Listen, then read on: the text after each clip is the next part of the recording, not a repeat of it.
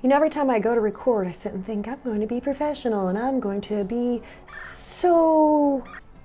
Really? Like, thanks. Someday I'm going to be a little bit more professional, but I'm a hot mess. Picking at my nails because they need to be done. Look at those nails. It never happens.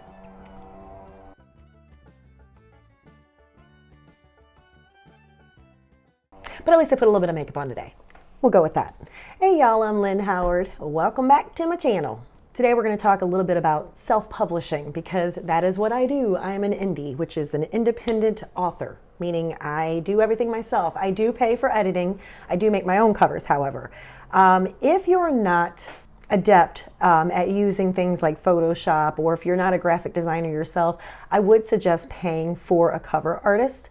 You can also get things like formatters to help you with the inside of your books when it comes to the paperback. Even the ebook sometimes will need to be formatted. If you hear all the noise, it's the birds outside my window because you guys are sitting right in front of the bird feeder. I'm recording. Just give me a minute, please. Thank you. Okay. At least the dogs are being quiet. With self-publishing, you have a couple different options. I personally use Kindle Select, meaning I am only exclusively on Amazon. Anyone that enrolls in Kindle Unlimited will be able to rent my books for free. I do get paid for pages read, so that is primarily how I make my income at the time.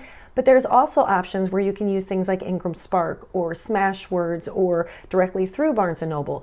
If you use different outlets, you will then be available on Barnes & Noble, Kobo, Scribd, all the different outlets. I should have written them all down. Damn it. But if you choose to do Kindle Unlimited, Kindle Select, you will not be able to put your books in a Barnes & Noble bookstore or anything like that. And they do check for that. They will find out if you're trying to sell your books through your website, and they will put a squash to it. Something else with indie authors, which is actually prevalent with traditional publishers as well, especially the smaller presses, you will be responsible for your own marketing, for finding your own book signings, for purchasing your own author copies.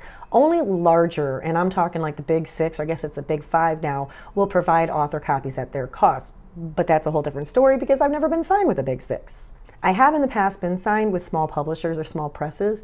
I am kind of a control freak.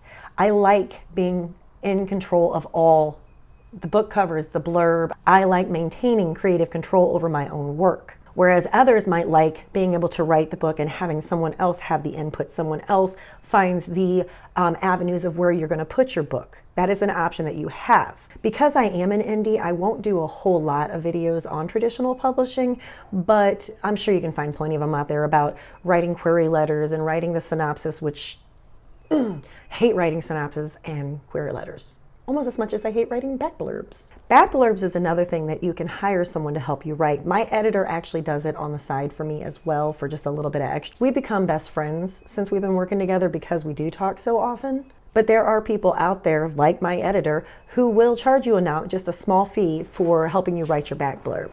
Something else that's extremely important when you are an indie is to have beta readers or some kind of maybe a writing group that can read through your book and tell you what needs to be polished before you even send it off to the editor. I actually have quite a few people who started out as fans of my work and became beta readers, and then some who just joined in later, something they enjoy to do and will give good feedback. You don't want someone to say, yeah, I love the book. No, tell me, did you notice anything with the pacing? Did you notice anything with the chemistry?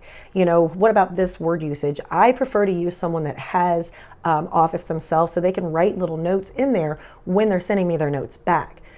You're going to have to develop a thick skin when you're writing, whether it's notes from your beta reader or it's reviews. You're not going to get 5-star reviews every time. Maybe from your mother if she actually reads it, but a little secret, your family won't read it.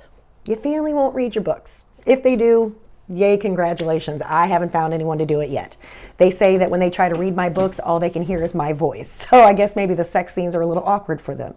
And yeah, I have sex scenes in my books. This kind of goes along with paranormal romance, I guess. I think as I go on with these videos, I'm going to start doing more themed videos because I am an indie author.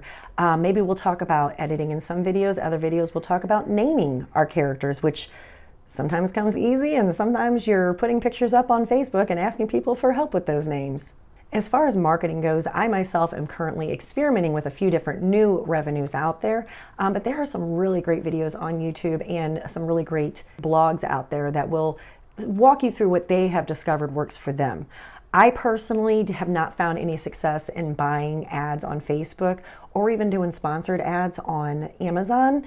I have tried a few of the freebies, maybe the very first book and the whole series free. You get a whole lot of free downloads and no follow-up reads, and you don't notice an uptick in your purchases later on. So I think when it comes to free books, I would advise to avoid that as much as possible. If you want to just for fun, like sometimes just as a little gift, I'll do that just maybe for 5 days every few months. Hey, guess what, street team, or guess what, subscribers to my newsletter, you can now get this book for free. They probably already own it. I know personally I have a few fans, friends, whatever you want to call them, who own every single one of my ebooks, but when I do a free giveaway or a contest for a paperback, they're the first ones entering it.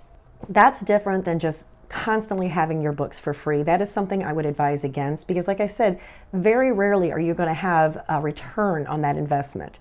It's just going to make you keep turning your wheels and wear you out.